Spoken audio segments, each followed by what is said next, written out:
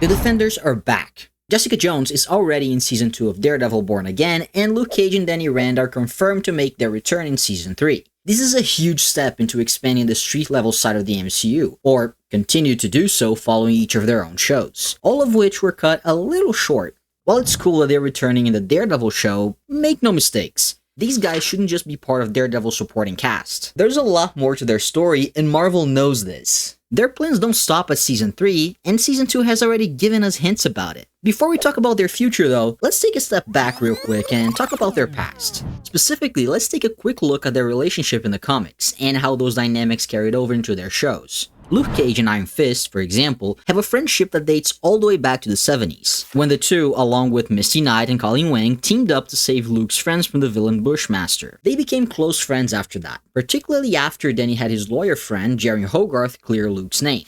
Later on, Luke and Danny founded Heroes for Hire Incorporated, providing services as detectives, bodyguards, and vigilantes. In fact, that's how they met Daredevil. While dealing with a complicated, dangerous case, Foggy Nelson hires them to be the bodyguards for Nelson and Murdoch, specifically to protect his poor, helpless, blind friend, who he didn't know was actually a superhero. And he actually wouldn't know for a few more years, but that's a different story. Matt's annoyed throughout the whole story that he has these two following him around and basically getting in the way of his superhero work. He eventually manages to dodge them, and they even work together for the rest of that issue.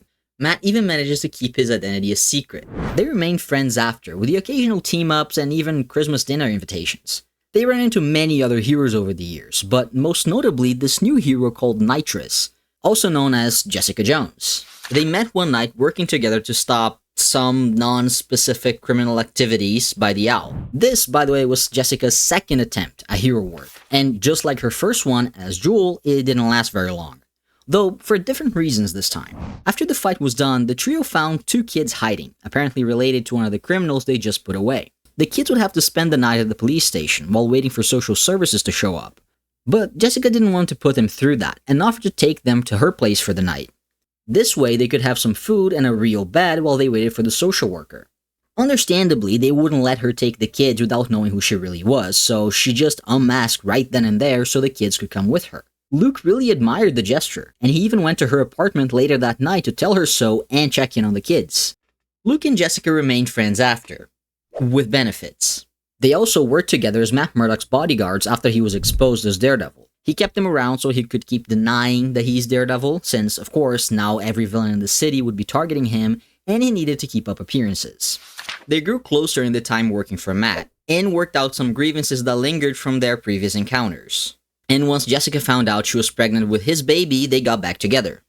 They had a little girl who they named Danielle, or Danny for short, after her godfather, Danny Rand. And Jessica and Luke got married not long after that. And that's really what it comes down to, because Luke, Jessica, and Danny aren't just teammates, they're not just allies, they're a family. And that's exactly what makes their return so interesting. During their Netflix run, they obviously wanted to build those dynamics from the beginning, with, of course, some changes. Luke and Jessica's history is a little bit more complicated this time around, and the rest of them didn't even know each other until the Defenders show. Still, we got some interesting developments in the meantime. We got to see Luke and Danny get closer, we obviously got to see Luke and Jessica get together, and we got some hints of their future. Soon after though, all those shows got cancelled, and for a while it looked like we were never gonna see a conclusion to those stories.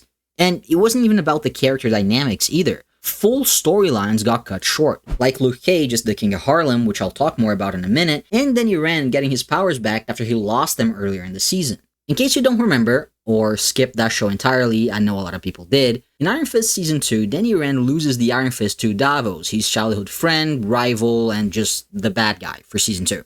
Eventually, they're able to get it back, but instead of giving it back to Danny, they give it to Colleen Wing, who takes on the mantle. But then we get to see a time skip before the very end where we catch up with Danny again, and he has his Iron Fist powers back, and some chi-enhanced handguns, which is quite significant.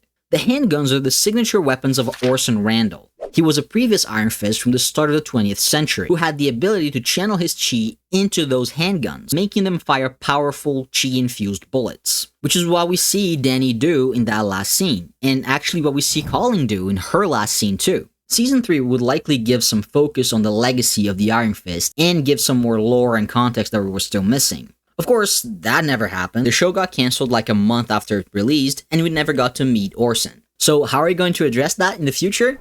Well, definitely not in Daredevil. That show already has way too many characters and not enough episodes for all of them. Bring back 13 episode seasons, by the way. Please. Anyway, if we're going to properly address it, it'll likely be in a different project, assuming we get one. There's a lot of lore to get through, a lot of which will need some flashbacks for context. And honestly, you could say the same thing about Luke's ending. Even Daredevil, who had a pretty rounded out finale, all things considered, still had a hook for a future season with Bullseye. Out of all of the Defenders, Jessica Jones is probably the one that got the most definitive ending. Still, things were left open, just in case. And what do you know? Just in case is here. Now that they're all back, we know that none of that was the end of their story. And those characters have most definitely evolved since the last time we saw them. Spoilers for Season 2 from here on out. Between the ending of these shows and the start of Daredevil Born Again, we know that roughly 7 years have passed. And by the time that we start Season 2, that goes up to 9 years. 7 from before, 1 year that we skipped after Foggy's death, around 6 months for the events of the rest of the season, and another 6 months between Seasons 1 and 2, according to Jack Duquesne. That's more than enough time for some major changes in their lives. Surely Luke and Danny's friendship has strengthened over the years, and so has Luke's relationship with Jessica. The existence of Danielle pretty much confirms it. Obviously, we don't know much about Luke yet, we haven't seen him, and we don't get more than a couple of unclear hints on the characters surrounding Jessica. The fact that the kid is named Danielle, though, is a strong argument for Jessica's life going a similar way to the comics. Remember, Danielle is named after Danny Rand, Luke's best friend, and their absence in Season 2 can be easily explained. Well, by something else other than the fact that they couldn't get the actors there.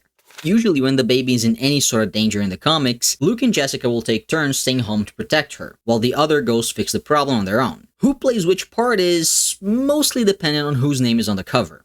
So if it's a Jessica Jones-centered comic, Luke and Danny stay home with Danielle, and vice versa. Jessica has been involved in the plot of the season from behind the scenes. She was the one who pulled the Northern Star manifest for Karen and Matt, and figured out the names of the captain and the first mate on the ship. So it's fair to say that this is a Jessica-centered story within the context of her family. Protecting Danielle is a perfectly acceptable reason why Luke and Danny are not actively in Season 2 helping Daredevil. They've got other priorities now. They can't all come this time. Besides, it looks like there's more going on with her and other heroes that she knows. Jessica mentions getting a sketchy phone call from someone high up interested in people like them, for what I can only assume is a new Thunderbolts lineup. She says she refused, but not everyone she knows did. Given Matt's reaction, a lot of people are assuming this could mean Luke or Danny. I don't think that would make much sense though. I mean, after everything Luke's been through, I don't think he would willingly join a government agency. And yeah, sure, Jessica was probably caught looking to the CIA's dealings with Fisk, but if Luke is on their side, why would they come after his wife and daughter? There are other, better ways to keep her in check in this case. You know who could join them and it would make perfect sense though? Trish Walker, Jessica's adoptive sister. She had always been a bit of a loose cannon, but after the murder of her mother, she went blind with revenge. And the last time we saw her, she had just acquired some powers of her own, which didn't help with that. Jessica eventually assisted in sending her to the raft to pay for her crimes. She fits right in with the kind of people Valentina was recruiting for her team, way more than Luke and Danny do. Do the Daredevil writers remember that Trish Walker exists, though? That remains to be seen.